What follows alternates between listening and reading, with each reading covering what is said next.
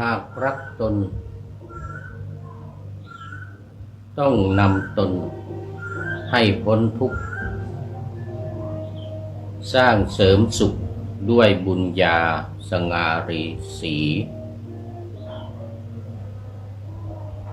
เว้นบาปกรรมสร้างสมบ่มความดีคือวิถีผู้รู้จักรักษาตนขอถวายความนอบน้อมแด่พระรัตนตรัยมีพระพุทธเจ้าเป็นต้นขอถวายความเคารพพระมหาเถระพระเถรานุเถระเจ้าคณะพระสังฆาธิการทั่วโลก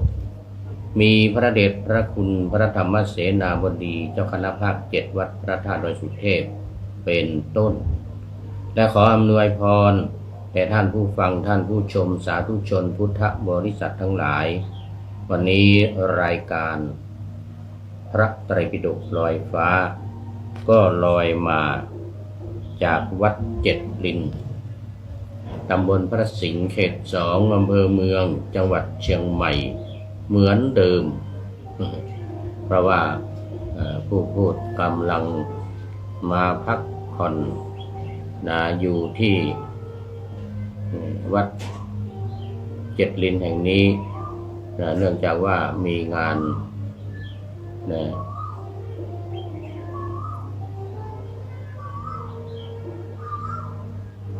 ประชุมเพลิงนึกอยู่นานประชุมเพลิงอาจารย์พระมหาวิษณุจารุธรรมโม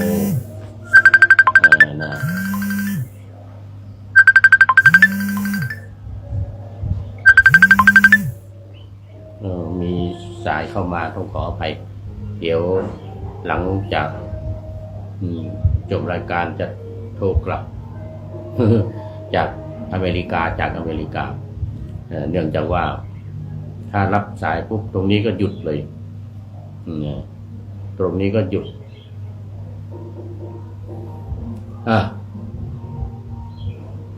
งานเริ่มตั้งแต่วันที่14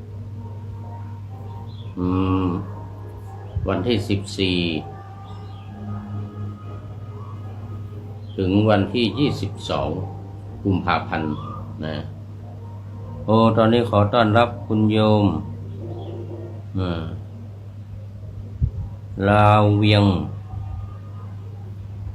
งซงหรือเปล่านะ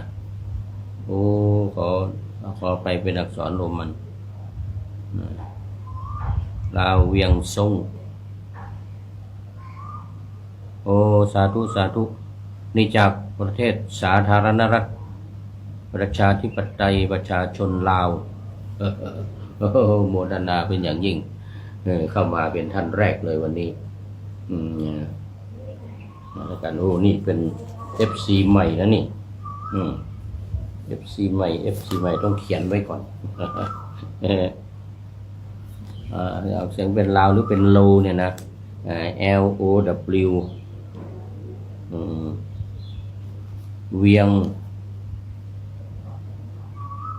เป็นสังหรือทรงเนี่ยนะสังหรือทรงโมทนาเป็นอย่างยิ่ง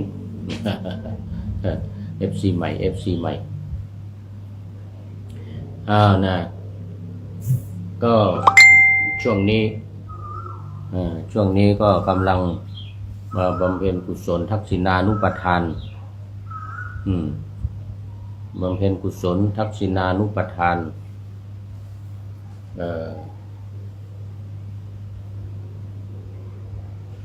อุทิศถวายแด่อาจารย์พระมหาวิษณุจารุธรรมโมอดีตเจ้าวาดวัดเจ็ดลินแห่งนี้ถือโอกาสประชาสัมพันธ์กิจกรรมทุกวันก็มีการฟังเทศน์ฟังสวดพระอภิธรรม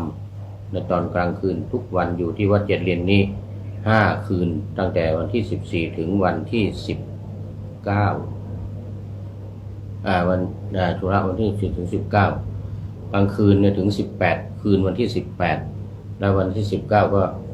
เดินทางต่อไปเคลื่อนศพไปที่วัดดอยสัพพันยู วัดดอยสัพพันยูอำเภอแม่วางจังหวัดเชียงใหม่ที่ผู้พูดไปขอไปไปอบรมบาลีก่อนสอบมา3 เดือน ไปนอนมา3 เดือนเดี๋ยวก่อนนี้จะต้องไปนอน3 คืน19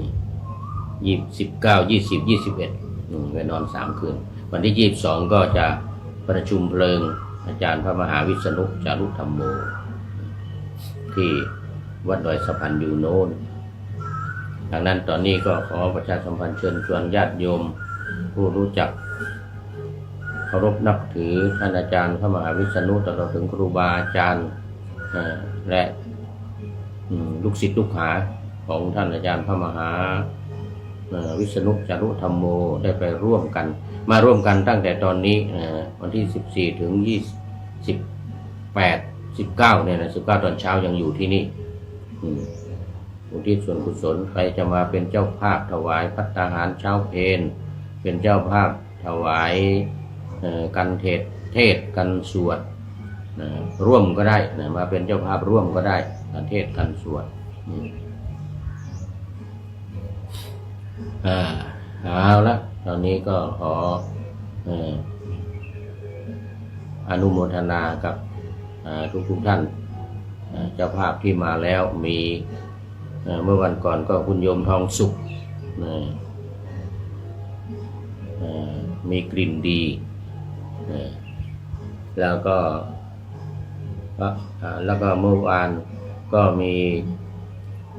ปนานวุฒิชาติพร้อมกับ FC ฟังรายการฟังสบายสไตล์วุฒิชาติทางสถานีวิทยุ FM 96ของวัดพระธาตุดอยสุเทพมาเป็นเจ้าภาพในนามของวัดพระธาตุดอยสุเทพในนามของพระเดชพระคุณหลวงพ่อพระธรรมเสนาบดีหลวงพ่อพระธรรมเสนาบดีและคณะสงฆ์คณะศรัทธาวัดพระธาตุดอยสุเทพทุกคนเอาละตอนนี้ก็เข้ามาสู่เนื้อหาสาระของธรรมะกันเลยธรรมะวันนี้ก็สืบต่อจากเมื่อวานพระไตรปิฎกเล่มที่20พระไตรปิฎกเล่มที่20เอกนิบาตทุกขนิบาตและติกนิบาตคือชุมนุมธรรม1 ข้อ 2 ข้อ 3 ข้อตอนนี้ก็ยังอยู่ในเอกนิบาตชุมนุมธรรม1 ข้ออังคุตรนิกายเล่มที่20ข้อที่20ยังไม่จบเรื่องเอตทัคคะเรื่องเดียวละมันเป็นเอกนิบาตเอตทัคคะก็คือความเป็นเลิศ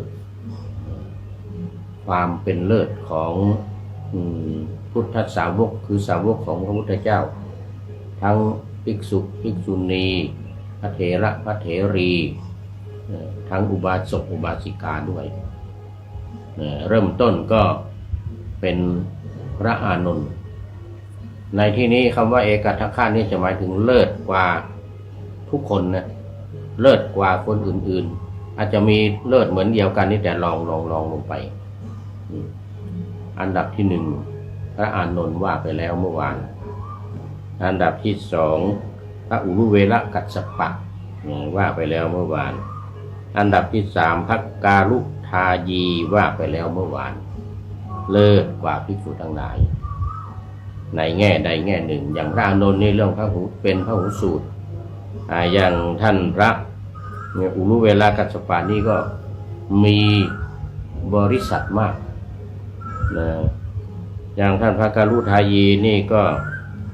เป็นผู้ที่เข้าถึงสกุลเอาสกุลให้มีความเลื่อมใสศรัทธาเนี่ยมากที่สุดในพุทธศาสนากว่าทุกรูปวันนี้เราจะมาต่อพระกักกุละยังอยู่ในข้อ149นะ149พระกักกุละเลิศกว่าพวกภิกษุสาวกของเราผู้มีอาพาธน้อย เป็นไม่ใช่ไม่มีนะมีแต่มีอาพาธน้อยที่สุดองค์อื่นๆมากแม้แต่พระพุทธองค์เองก็เอาตัวจะไม่รอด ตัวจะไม่รอดวันปรินิพพานนั่นตามประวัติก็บอกว่าเดินไปสัก39-59นี่นะเดินไปเนี่ยเข้าห้องน้ำแล้วเพราะว่าถ่ายท้องแล้วก็อุจจาระเป็นเลือดนะอุจจาระนี้เป็นเลือดเลยเป็นต้นอันนี้อาพาธน้อยพระภักกุละนะภักกุละพอพานไม่หันก็ไก่2ตัวสระอุลอลิงสระอาภักกุละสุดยอดเลยต่อไปพระโสภิตะโสภิตะเลิศกว่าพวกภิกษุชาวสาวกของเรา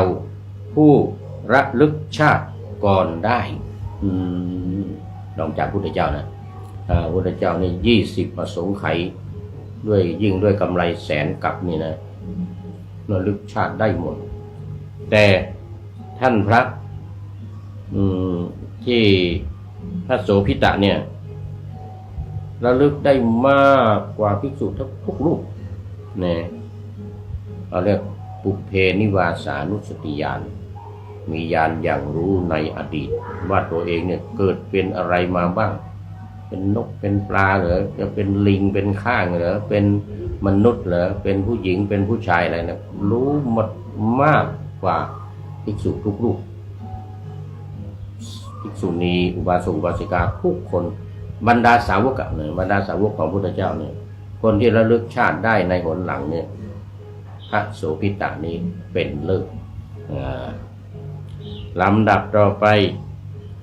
พระอุบาลีมาแล้วอุบาลีเลิศกว่าพวกภิกษุสาวกของเราผู้ทรงวินัยคงจำกันได้เรื่องพูดถึงพระไตรปิฎกเนี่ยต้องจำถ้าใครไม่รู้จักอุบาลีพระอุบาลีก็ไม่รู้จะว่ายังไงในการปฐมสังฆายนาทำสังฆายนาครั้งแรกพระอุบาลีเป็นผู้ตอบคำถามเรื่องพระวินัยทรงพระวินัยเป็นอันดับ1ในสาวกทั้งหลายทุกคนเรื่องพระวินัยนี่ต้องอุบาลีเท่านั้นนะนอกนั้นก็ลองลงไปพระราหุลก็เป็นผู้ช่วยพระอุบาลีสมัยพระอุบาลีเป็นผู้พิพากษาตัดสินพระวินัยอยู่ที่วัดเชตวันนะแล้วพระราหุลเป็นผู้ช่วยตอนนี้ขอต้อนรับท่านพระครูอภิวัฒนวิกรมบรรยงอภิวัฒโนโอ้สาธุนี่เอารายการพระไตรปิฎกลอยฟ้าออกอากาศทางสถานีวิทยุวัดปากทางเจริญอำเภอดอยหล่อจังหวัดเชียงใหม่ซึ่งตอนนี้อำเภอดอยหล่อกำลังสร้างพุทธมณฑลนี่วัดของอาจารย์ก็อยู่ใกล้พุทธมณฑลนี่แหละพิวัฒนวิกรมเป็นนักจัดรายการสถานีวิทยุคลื่นสีขาวเพื่อชาวประชาโอ้ชื่อสวยมากสถานีวิทยุคลื่นสีขาวเพื่อชาวประชาแล้วก็เอารายการพระไตรปิฎกลอยฟ้านี้ออกอากาศเวลา 8-9 นาฬิกา8-9 นาฬิกาพร้อมกันกับวัดฝายหินวัดพุทธบาทอุดมวัดพระธาตุดอยสุเทพวัดมจร.วิทยาลัยสงฆ์นครลำปาง5 สถานีนำรายการพระไตรปิฎกลอยฟ้านี้ออกอากาศทางวิทยุของท่านของผู้อำนวยการทุกๆสถานีต้องกราบขอบพระคุณไว้ที่นี่เป็นอย่างยิ่งท่านอาจารย์พระครูอภิวัฒนวิกรมหลวงพ่อก็เป็นรองเจ้าคณะอำเภอดอยหล่อจังหวัดเชียงใหม่ด้วยขอบคุณมาก วันนี้เข้ามาเป็นอันดับ2 มาต่อเรื่องความเป็นเลิศ เมื่อกี้นี้พระอุบาลีพูดถึงพระอุบาลีที่ว่าเป็นเลิศทางพระวินัยเนี่ยนะที่ว่าเป็นเลิศทางพระวินัยนี่ต้องยกให้พระอุบาลีตอบคำถามทุกคำถามพระไตรปิฎกเล่มที่1ถึงเล่มที่8เล่มผู้ตอบคำถามพระวินัยจารึกพระวินัยในพระไตรปิฎก8เล่มนี้คือท่านพระอุบาลีองค์นี้เป็นเลิศเป็นอันดับหนึ่งของสาวกของพระพุทธเจ้าทุกพระองค์ทั้งภิกษุภิกษุณีอุบาสกอุบาสิกาหมดสู้ท่านไม่ได้ต่อไปพระนันทกะไม่ใช่พระนันทะนะนันทะอีกรูปหนึ่งอันนี้นันทกะพระนันทะนั้นอยู่ในสักยมุนีวงศ์อันนี้อยู่นอกวงนันทกะเลิศกว่าพวกภิกษุสาวกของเราผู้กล่าวสอนนางภิกษุณีสอนนางภิกษุณีไม่ใช่ธรรมดานะไม่ใช่ว่าก็ไปพูดได้นะภิกษุณีนี่เป็นระดับพระเถระเถรีภิกษุณีเนี่ยเป็นระดับอรหันต์สกทาคามีอนาคามีกันทั้งนั้นเลยล็อกก็แก๊กนี่จะไปเทศให้ฟังนี่เขาไม่ฟังนะไม่ฟังหรอกต้องเป็นพระอรหันต์แล้วก็ต้องพูดเก่งในจำแม่นอย่างอุบาลีนะถ้าพูดเรื่องวินัยต้องเอาท่านอุบาลีไปพูดอย่างนี้ แต่ท่านพระนันทกะนี้สุดยอดทั้งวินัยทั้งบาลีทั้งวินัยทั้งธรรมะอภิธรรมหรืออะไรต่างๆนี่สุดยอดแสดงให้กับภิกษุณีฟังเป็นได้รับการยกย่องเป็นอันดับหนึ่งเลยเลิศในการสอนภิกษุณีพวกคนอื่นๆสอนไม่ได้สอนได้ก็มีน้อยอันนี้เป็นเลิศเลยได้รับการแต่งตั้งอย่างเป็นทางการต่อไปนันทะบ้างนันทะธรรมดา นันทะสักยวงศ์นะนี่นะ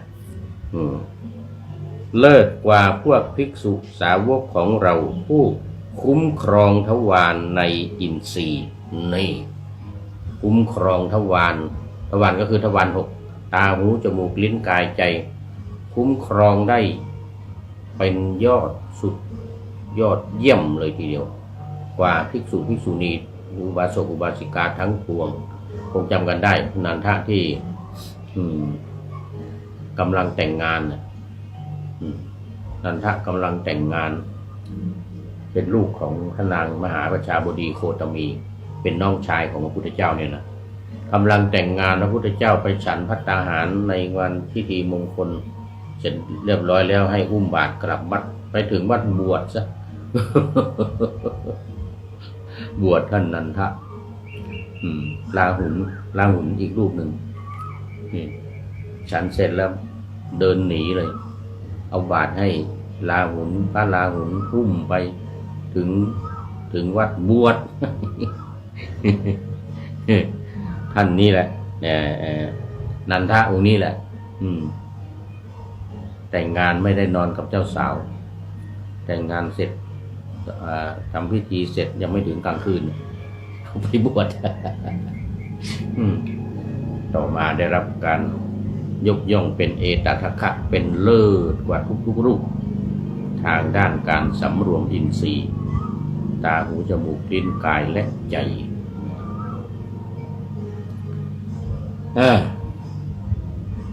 ขนาดพูดถึงท่านพระนันทะ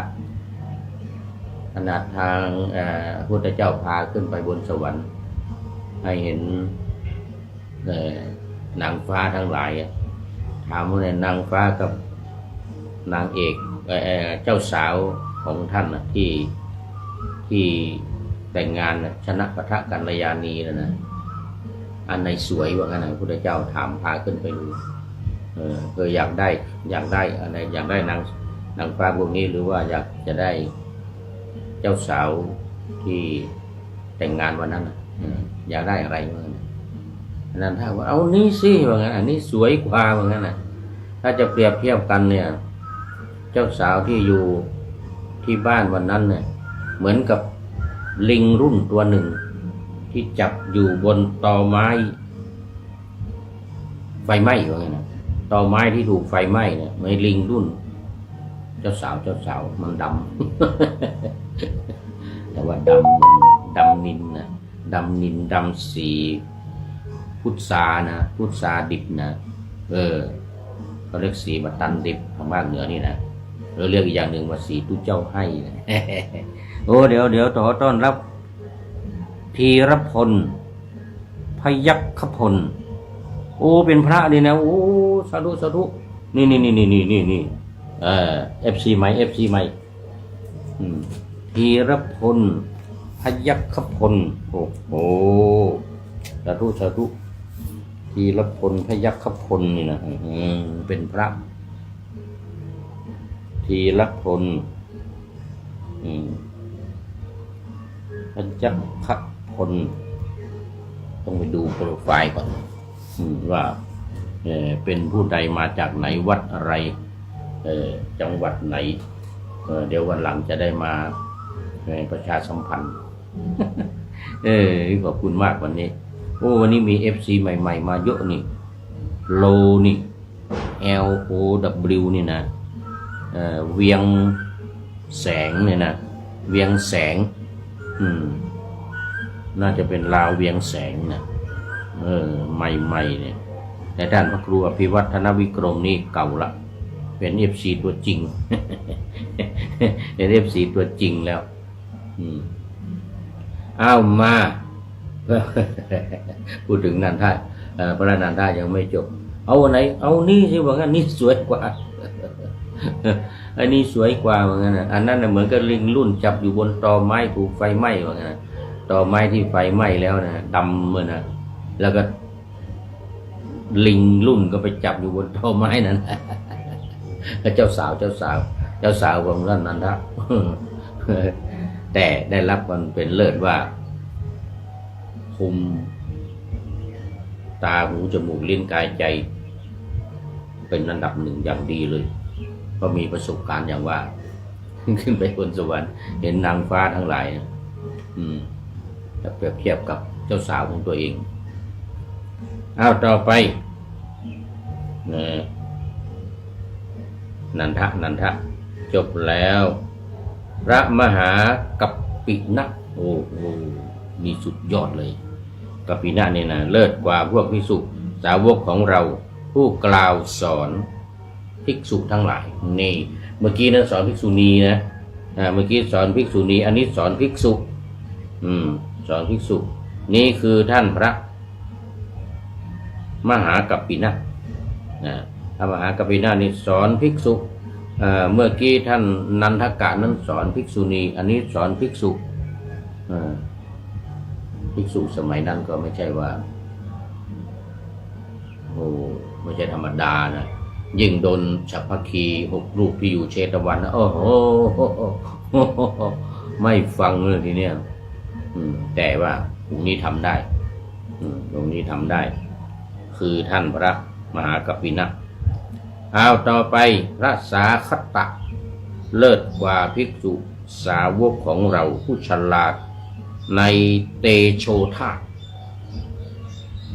โอ้โหพูดถึงเตโชธาตุก็นึกถึงพระอานนท์พระอานนท์นี่ยังไม่เท่าองค์นี้นะไม่เท่าท่านสาคตะนี้พระอานนท์ขนาดนี้ตอนปรินิพพานนะขึ้นเหาะขึ้นไปบนอากาศเข้าเตโชธาตุแล้วก็พอออกจากเตโชธาตุปุ๊บธาตุไฟนั้นไหม้ร่างกาย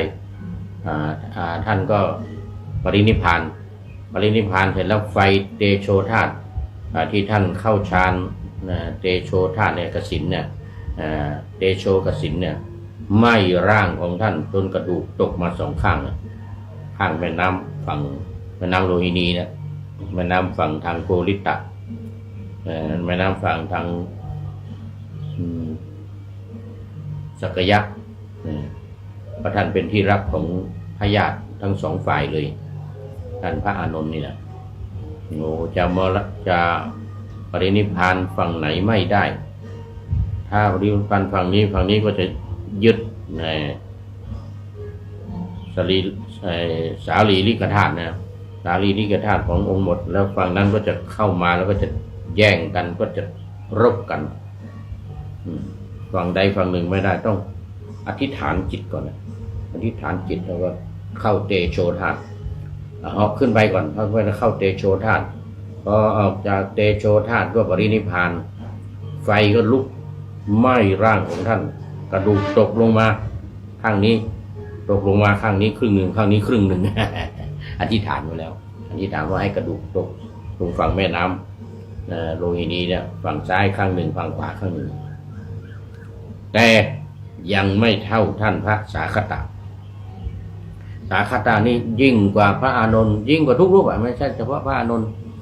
ในการเข้าเตโชธาตุนี่นะแบบว่าเข้าเตโชธาตุปุ๊บเนี่ยนะพอออกจากเตโชธาตุอธิษฐานจิตจะเผากองหยักเยื่อที่อยู่ลานนี่นะเพ่งลงไปนี่เนี่ยเป็นไฟเนี่ยตาเป็นไฟลุกไหม้เลยปึ๊บเป็นกระดาษหรือเป็นไม้หรือเป็นอะไรก็ตามถ้าจะเผาเนี่ยตั้งจิตอธิษฐานว่าจะเผาเนี่ยท่านสาคตะนี่นะมองเพ่งลงไปอย่างเงี้ยไฟลุกพรึบเลยท่านสาคตะนี่สุดยอดสุดยอดในแล้วเวลาเขียนไว้ไหนละอ๋อนี่เอามารูปต่อไปที่ได้รับเอตทัคคะจากองค์สมเด็จพระสัมมาสัมพุทธเจ้าพระราทะนี่ราทะนี่คงจำกันได้บวชตอนแก่มาอุปถัมภ์อุปถากพระภิกษุสงฆ์สามเณรในวัดเชตวันนี่แหละแต่ไม่มีใครบวชให้ก็แก่แล้วกลัวว่าบวชแล้วก็จะตื้อรั้นไม่เชื่อฟังเอาคนขนจมูกยาวออกมาแล้วเนี่ยทางโบราณบอกว่าคนไหนขนจมูกยาวออกมานี่อยากไปสอนว่าไม่ฟัง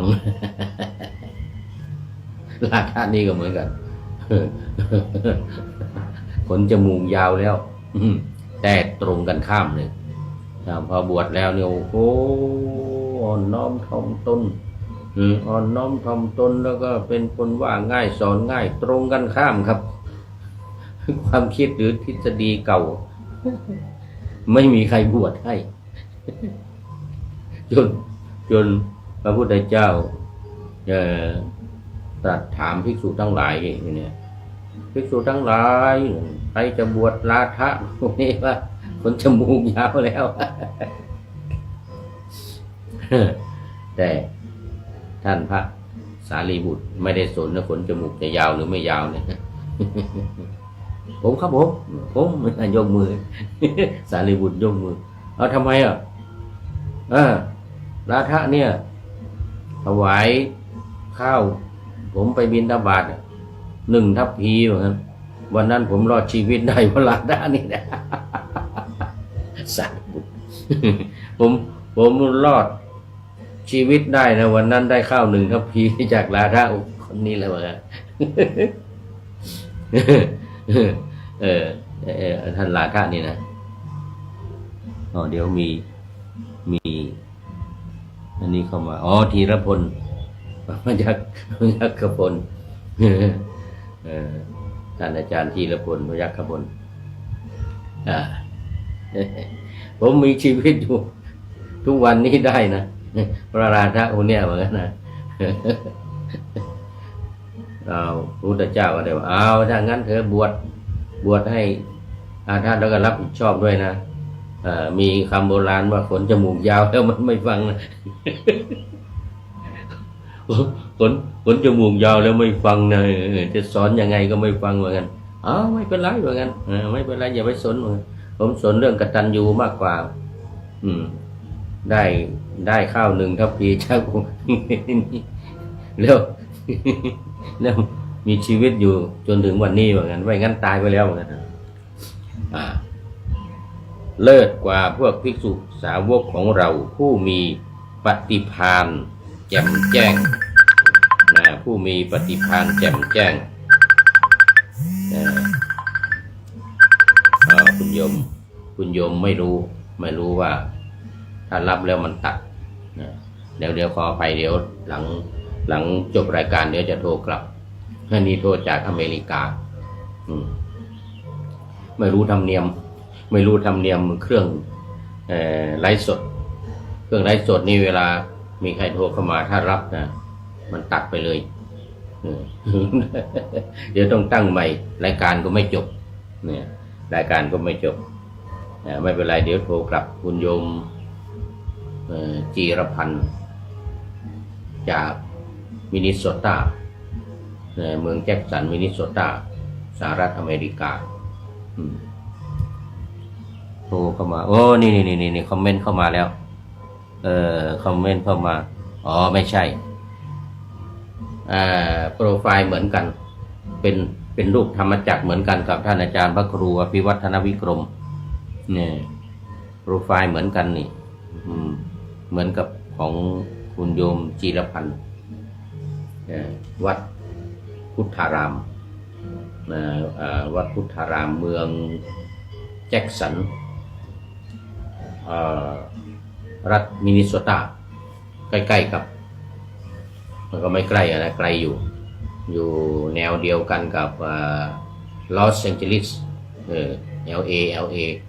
อยู่ใกล้กับทาง LA ไม่เป็นไรเดี๋ยวโทรกลับเดี๋ยว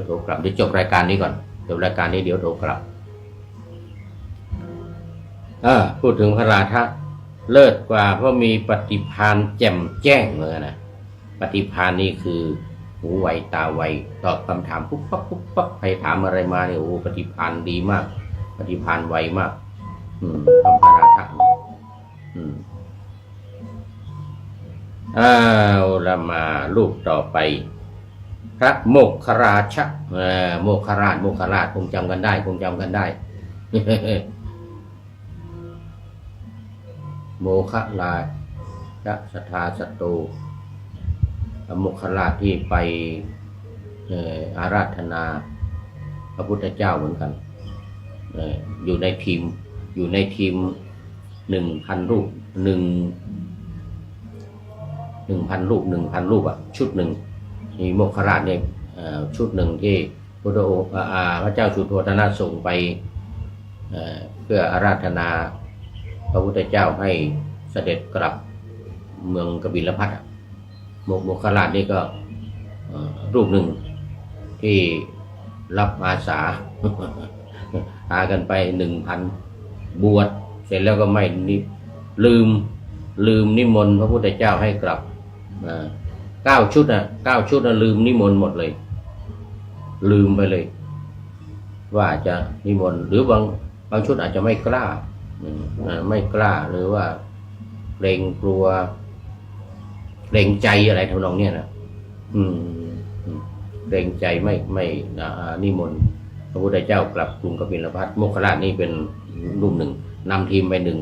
1,000 สุดท้ายสู้อามาตย์ไม่ได้อามาตย์การุทายีนำทีมไป 1,000 เหมือนกันบวชเสร็จเรียบร้อยหมดแล้วอาราธนาพระพุทธเจ้าเสด็จกลับเมืองกบิลพัสดุแต่โมคคราชนี่ไม่กล้าเลิศกว่าพวกภิกษุสาวกของเราผู้ทรงจีวรเศร้าหมองทรงจีวรเศร้าหมองความจริงพระมหากัสสปะนี่ก็สุดยอดเหมือนกันนะว่าอยู่ป่ามันก็จีวรเศร้าหมองเหมือนกันแต่ว่าตอนเอตทัคคะนี่จะเน้นในเรื่องอยู่ป่านะเน้นในเรื่องอยู่ป่าเป็นวัดถือธุดงค์ถือธุดงค์อยู่ป่าเป็นวัดเพราะฉะนั้นก็พระมหากัสสปะนั้นถือธุดงค์ทางด้านธุดงค์แต่นี่พระโมคคราชเนี่ยโมคคราชะเนี่ยทรงจีวรเศร้าหมองนี่สีกระมนดำเหมือนก็ไม่ได้ซักเลยนะเศร้าหมอง เป็นอันดับ 1เลิศกว่าภิกษุทั้งหลายองค์อื่นๆอาจจะซักบ้างนะอันนี้ โมขมมไม่ใช่ไม่ซักอาจจะซักอยู่เหมือนกัน แต่ว่าสีมันเศร้าหมอง นี่เดี๋ยวไปว่าไม่ซักผ้าสีเศร้าหมองมากที่สุดเอาต่อไปพุทธองค์เป็นจบข้อที่150แล้วนะอยู่ในหน้าที่บรรทัดที่675หน้าที่30นะหน้าที่30ถึง33เนี่ยนะ149ข้อที่149ต่อไปเป็นข้อที่150เล่มเดียวกันเล่มที่20พระไตรปิฎกเล่มที่20อังคุตรนิกายนะดูก่อนภิกษุทั้งหลายพระมหาประชาบดีโคตมีภิกษุณีเลิศกว่าพวกภิกษุณีสาวิกาของเราผู้รู้ราตรีนานมหาประชาบดีโคตมีซึ่งเป็นพระนางเป็นน้องสาวของพระนางสิริมหามายาเป็นน้องคนสุดท้ายเลยจำนวน7พระองค์ที่ออกจากกรุงเทวทหะโกริตวงศ์เนี่ยนะจากกรุงเทวทหะไปมีพระเจ้าสุโธทนะเป็นพี่ชายคนแรกสุดท้ายนี่ก็คือมหาประชาบดีโคตมีนี่นะ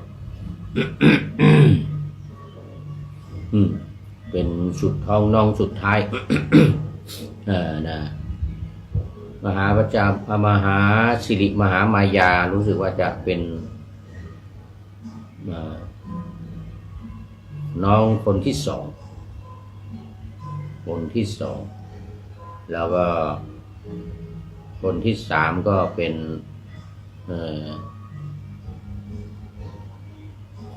เดี๋ยวโต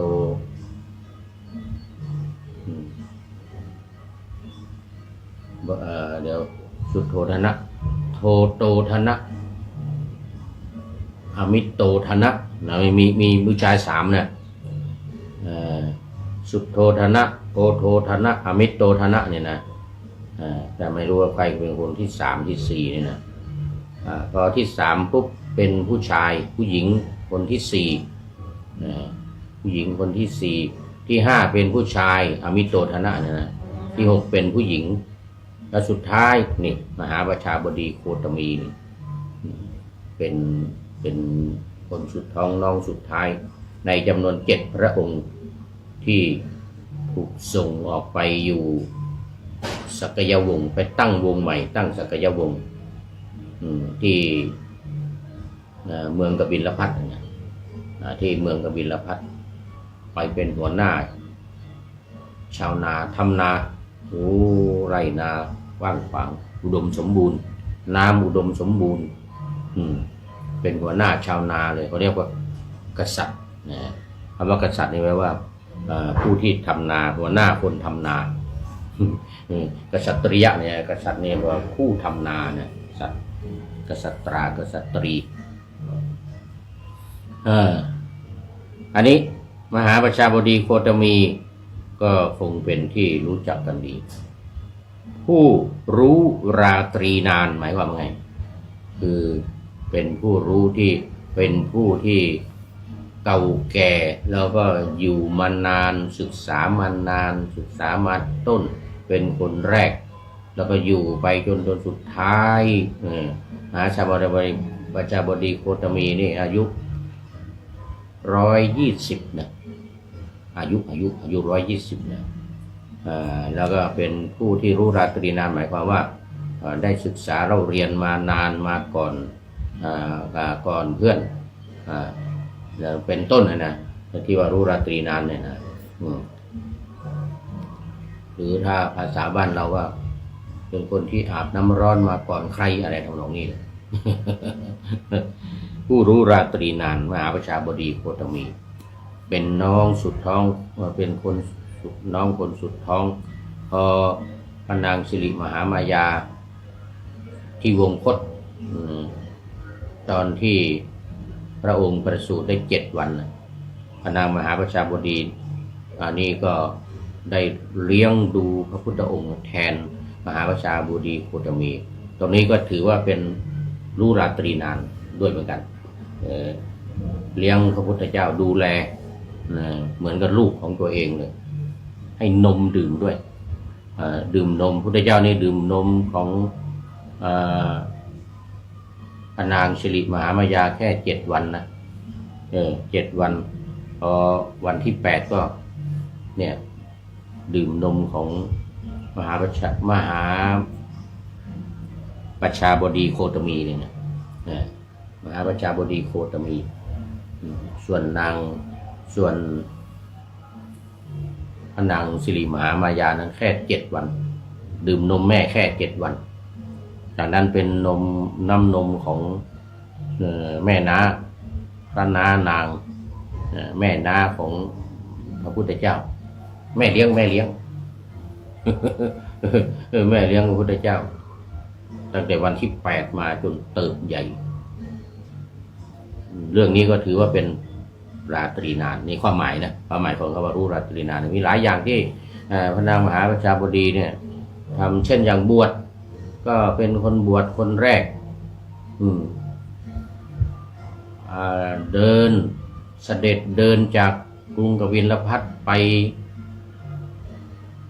เมืองไวสาลีเนี่ย380 กิโลเมตรเดินเท้าเปล่าผมภาคการสาวพัฒน์แล้วเดินเท้าเปล่าบิณฑบาตไปเหมือนกับพระเนี่ยเหมือนกับเป็นพระเลยบิณฑบาตกินกันไปตลอดทางเลยยังไม่ได้บวชนะพระพุทธเจ้ายังไม่ได้บวชแต่นุ่งผ้าไปแล้วก็ถือว่ารู้ราตรีนานในแง่นี้ด้วยแล้วก็เรื่องการให้เหตุผลที่จะให้ผู้หญิงบวชเนี่ยถือว่าอยู่ในแนวรู้ราตรีนาน เช่นให้พระอานนท์ไปถามว่าพระพุทธเจ้าเนี่ยดื่มนมของพระนางมหาประชาบดีโคตมีมาตั้งแต่ตีนเท่าฝาหอยอย่างนี้นะโอ้สำนวนที่สุดยอด ต้องรู้กตัญญูใช่ไหมงั้นนะกตัญญูแล้วก็กตเวทีตอบแทนพระนางมหาประชาบดีด้วยการให้บวชว่านะ ถ้ามีกตัญญูกตเวทีถ้ามีกตัญญูก็ต้องให้บวชนี่ว่าพระนางเลี้ยงพระพุทธเจ้ามาให้ดื่มนมตั้งแต่ตีนเท่าฝาหอยอย่างเงี้ย เนี่ยเหตุผลให้เหตุผลแก่พระอานนท์ให้พระอานนท์ไปกราบทูลพระพุทธองค์เมื่อเสด็จเดินมาถึงไวสาลีแล้วนะไม่เข้าหาพระพุทธองค์นะพระพุทธองค์ห้ามแล้วตั้งแต่อยู่เมืองกบิลพัสห้ามมาให้บวชแล้วหาวิธีนโยบายให้พระอานนท์ไปถามให้จนมุมไม่กตัญญูกับพระนางมหาประชาบดีจะกตัญญูต่อใครว่างั้นนะต่อใครนะจะเป็นรองก็รองจากพระนางสิริมหามายาเท่านั้นผู้ให้กำเนิดแต่ว่าผู้เลี้ยงดูเนี่ยเป็นรองจากมหาประชามหาสิริมหามายาเลยทีเดียวว่างั้นนะทีเดียว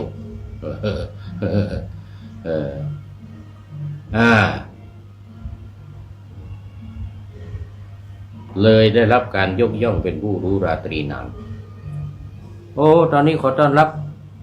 คุณโยมสายสมรเบญจกุลจากจังหวัดอุตรดิตถ์อำเภอท่าปลาจังหวัดอุตรดิตถ์นี่มาแล้วดอกนมัสเตมาแล้วก็ดอกสีชมพูสีวันเกิดของผู้พูด โมทนาเป็นอย่างยิ่งสาธุว่างั้นนะคุณโยมสายสมร โอ้วันนี้มาใกล้จะหมดเวลาพอดีเลยเนี่ยน่าจะเป็นท่านสุดท้ายในรายการวันนี้แล้วนะในรายการวันนี้เพราะว่าในใกล้จะหมดเวลาแล้วเอาอีกหนึ่งก็คือพระเขมาภิกษุณีเขมาภิกษุณีเป็นเอตทัคคะเป็นเลิศกว่าภิกษุณีสาวิกาของเราผู้มีปัญญามากรองจากพระสารีบุตรไม่รองดิเดี๋ยวผู้มีปัญญามากเดี๋ยวก่อนเลิศกว่าพวกภิกษุณีสาวิกาเลิศกว่าภิกษุณีสาวิกาไม่เลิศกว่าภิกษุถ้าภิกษุนี่จะไม่มีใครเกินพระสารีบุตรถ้าภิกษุนี่เป็นสารีบุตรอันนี้สาวิกาบรรดาภิกษุณีทั้งหลายพระเถรีทั้งหลายนี่มีปัญญามากกว่าเพื่อนมีปัญญามากที่สุดปัญญามากกว่าเพื่อนคือเขมาภิกษุณีคงพอจำกันได้นะเขมาเนี่ยนะเขมาภิกษุณีเนี่ยจะเป็นผู้ที่มีปัญญามากมีความรู้มากมีปัญญามากคุณโยมสายสมรเดี๋ยวสาธุบอกว่าขอเข้ากล้องด้วยไม่อนุญาตกล้องนี่มันไม่อนุญาตเข้าไม่ได้ต้องขออภัยขนาดโทรศัพท์เข้ามาก็รับไม่ได้เข้ากล้องร่วมโทรศัพท์มันยิ่งไปใหญ่เลยร่วมพูดด้วยในการนี้มันกล้องนี้ไม่อนุญาตมานานแล้วนะบรรดาภิกษุณีทั้งหลายสาวิกาทั้งหลายเนี่ยมีปัญญามากที่สุดกว่าสาวิกาทุกองค์ทุกรูปภิกษุณีทุกรูปสามเณรีหรือสิกขมนาอะไรทั้งหลายทั้งนี่เป็นอันดับหนึ่ง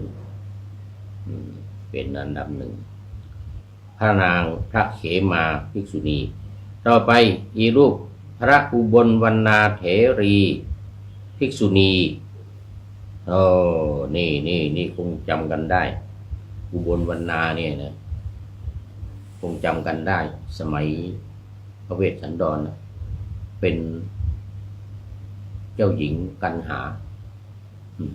เป็นเจ้าหญิงกันหาชาลีเนี่ยเจ้าชายกาลีชาลีนี่ก็มาเป็นพระราหุลมาเกิดเป็นพระราหุลแต่อุบลวรรณานี่โกรธบิดาเลยไม่ได้มาเกิดในร่วมวงกันร่วมวงไม่ได้เพราะว่าโกรธพ่อที่เอามอบให้พราหมณ์ที่เอามอบให้พราหมณ์แล้วพราหมณ์ก็มอบให้พราหมณ์แล้วตีเจ็บปวดรวดร้าวต่อหน้าพระบิดาพระบิดาพระเวสสันดรนี่ใจร้ายมากเหมือนกันปล่อยให้พราหมณ์ตีเราต่อหน้าต่อตาเหมือนกันแต่ความจริงพระเวสสันดรก็โมโหเหมือนกันนะโกรธเหมือนกันนะ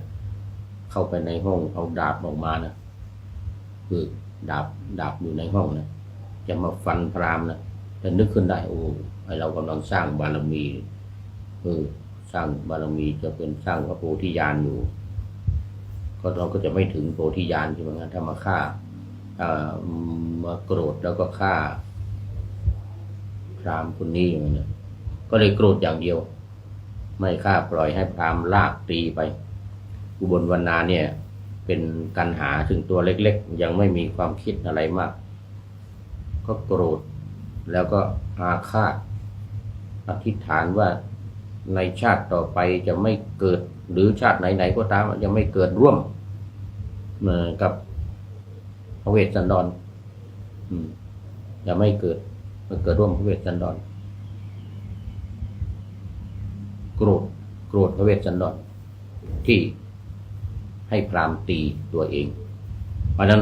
ชาตินี้ก็เลยไม่ได้เกิดร่วมกับไม่เป็นลูกคือปรารถนาว่าไม่เป็นลูกของพระเวสสันดรเนี่ยว่างั้นนะ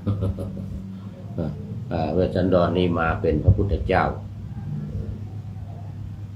ก็เลยมีพระราหุลคนเดียว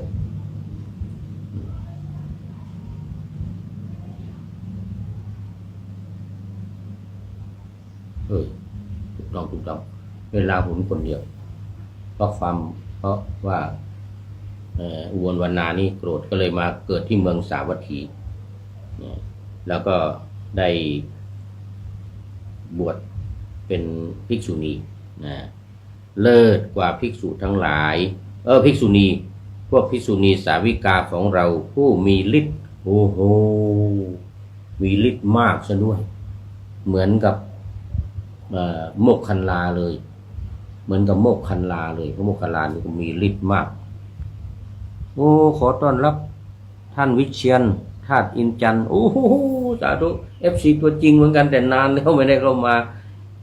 อยู่วัดกัญจนิตยารามป่าไผ่บ่อทองวัดบ้านเกิดของผู้พูด สมัยก่อนบวชเป็นสามเณรก็เนี่ยบวชที่วัดเนี่ยวัดกัญจนิตยารามนี่นะบ่อทองกัญจนะก็คือทองการจนะนิทะนิทะก็คือนิธินิธิก็ขุมทรัพย์ขุมทรัพย์ที่เป็นทองนี่วัดป่าไผ่นี่นะตำบลแม่ปูงอำเภอดอยสะเก็ดจังหวัดเชียงใหม่ท่านวิเชียรก็ติดสอยห้อยตามเป็น FC ตัวจริงแต่ก็นานๆเข้ามาทีหนึ่งFC ตัวจริงเหมือนวัดพระธาตุดอยสุเทพท่านสุริยันคำปานานๆเข้ามาทีหนึ่ง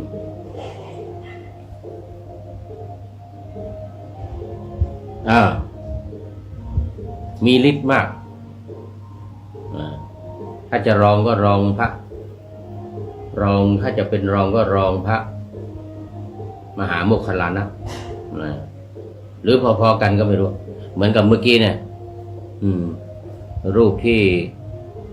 มีปัญญามากในบรรดาภิกษุณีทั้งหลายถ้าเป็นรองก็รองภาษาลีบุตรหรืออาจจะเท่ากันกับภาษาลีบุตรเพราะเป็นคนละฝ่ายกันเป็น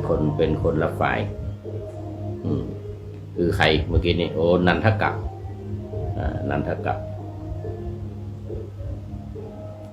เป็นรองแน่เพราะเป็นภิกษุนี่ฝ่ายภิกษุมีปัญญามาก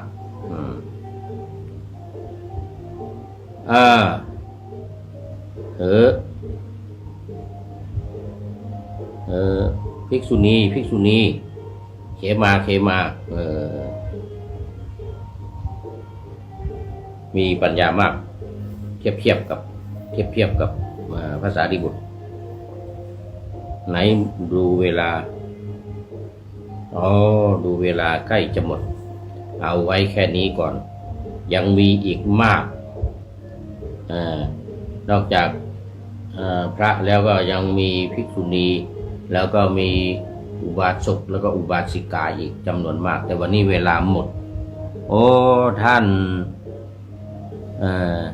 เดี๋ยววิเชียรท่านวิเชียรวัดป่าไผ่เป็นท่านสุดท้ายเข้ามาในรายการวันนี้โมทนาเป็นอย่างยิ่งแล้วก็ท่านอื่นๆโยมสายสมรเป็นต้นนี่นะที่เข้ามาแล้วทั้งใหม่และเก่า FC ใหม่ FC เก่าเป็นอย่างยิ่งมาดูข้อคิดท้ายรายการวันนี้ข้อคิดท้ายรายการวันนี้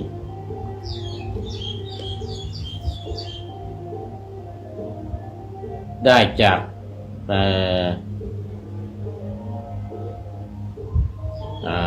อะไรเนี่ย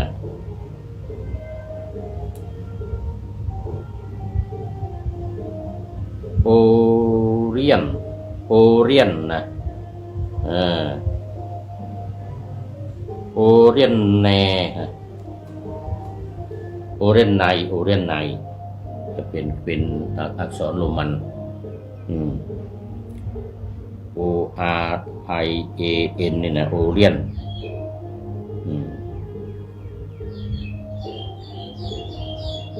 โอเรียนแนโอเรียนแนนามปากกาให้ข้อคิดท้ายรายการในวันนี้ว่า